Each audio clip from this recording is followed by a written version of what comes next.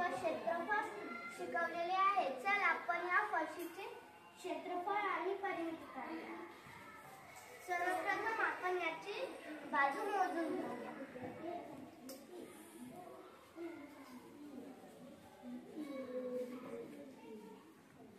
याची बाजू आलेली आहे 58 सेंटीमीटर। चौरसाच्या चारही बाजू समान असतात म्हणून या चारही बाजूंची बाजू 58च असणार आहे। आपण सर्वप्रथम याचे परिमिती काढून घेऊया। चौरसाच्या परिमितीचे सूत्र आहे 4 गुणिला बाजू। तर आपण 58 गुणिला 4 करू।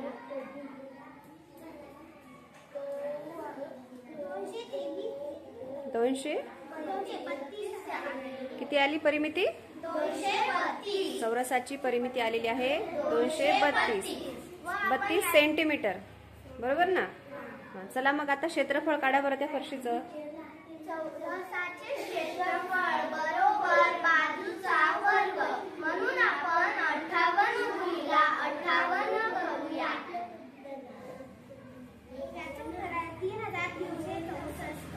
3364 चौरस सेंटीमीटर असं या चौरसाकृती फरशीचं क्षेत्रफळ आहे। चला आता आपण या आखून घेतलेल्या आयताचे क्षेत्रफळ व परिमिती काढूया।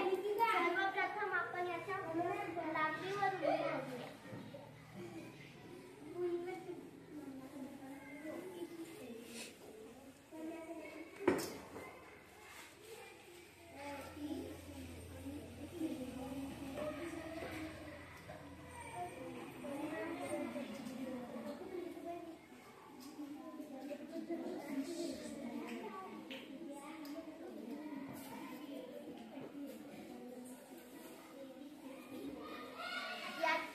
लांबी आलेली आहे 116।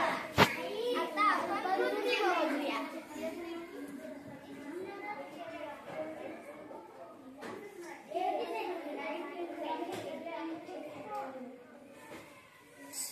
याची रुंदी आलेली आहे 58। आपण याची परिमिती काढून घेऊया। आयताची परिमितीचे सूत्र 2 गुणिला लांबी अधिक रुंदी। चला तर आपण याची परिमिती काढूया। 348 परिमिती आलेली आहे व आपण याचे क्षेत्रफळ काढूया। आयताचे क्षेत्रफळ बरोबर लांबी गुणिला रुंदी म्हणून आपण 116 गुणिला 58